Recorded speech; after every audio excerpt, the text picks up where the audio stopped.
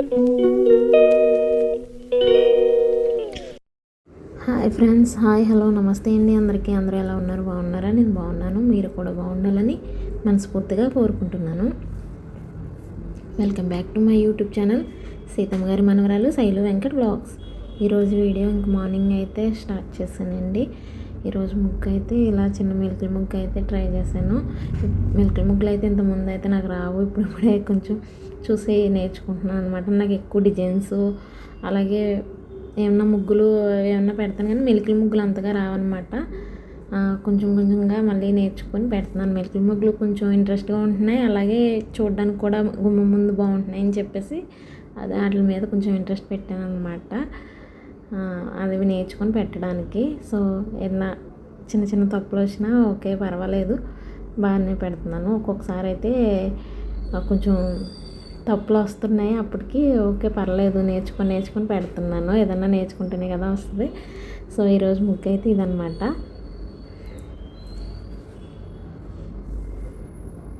అలాగే రోజు మా మేడ పైన పూజ పువ్వులను చూపిస్తూ భలే ఉంటుంది. అసలు రోజుకో పువ్వు పూస్తూనే ఉంటుంది. మందారం అయితే అవి కూడా చూస్తున్నారు కదా. అలాగే వైట్ పువ్వులు అన్నీ కూడా మా పైన పూస్తున్నాయి. అలాగే ఇంక మార్నింగ్ వంట వచ్చేసి ఈరోజు వడలు వేసాను. అవి ఏం వడలు అంటే ఏం పప్పు గుర్తు రావట్లేదు, చెప్తూ ఉంటాను.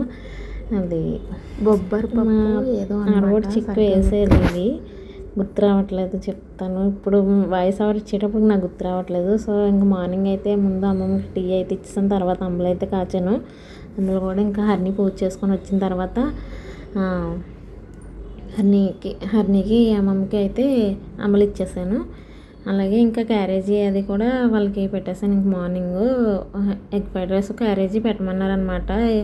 స్కూల్లో అంతా ఇప్పుడు మళ్ళీ బాగుంటలేదంటే క్యారేజీ పెట్టమంటే ఫ్రైడ్ రైస్ అప్పుడు ఫాస్ట్గా చేస్తాను అనమాట.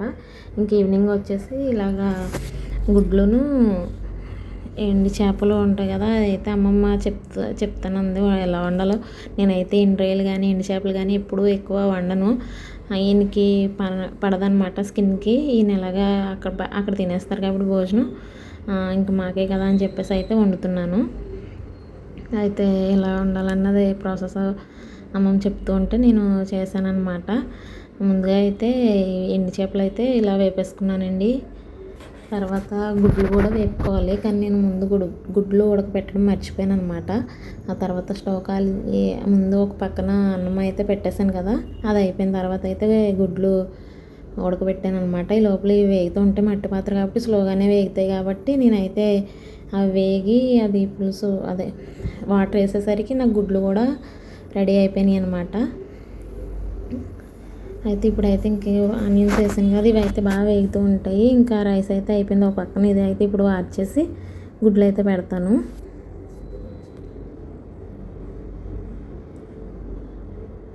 ఇంకా గుడ్లు అవి పెట్టేసిన తర్వాత అయితే ఇంకా నేను ఒక పక్కన అది కూడా వేయించుకుంటున్నాను. కొంచెం ఉప్పు పసుపు వేసుకుంటే త్వరగా వేగుతాయి అన్నమాట. అయితే ఉప్పు పసుపు అయితే వేసాను. ఆ తర్వాత వేగిన తర్వాత టమాటోలు అయితే వేసుకున్నాను. ఇక్కడ డైరెక్ట్గా పెడదాం అనుకున్నాను, కానీ టీవీ సౌండ్ వస్తుందని అయితే తీసాను అనమాట. మళ్ళీ కాపీరైట్స్ అవి వస్తాయని, టీవీ సౌండ్ వస్తుందని అది అయితే ఆపేసాను. సో ఇంకా టమాటా అవి కూడా కొంచెం మగ్గించుకోవాలి.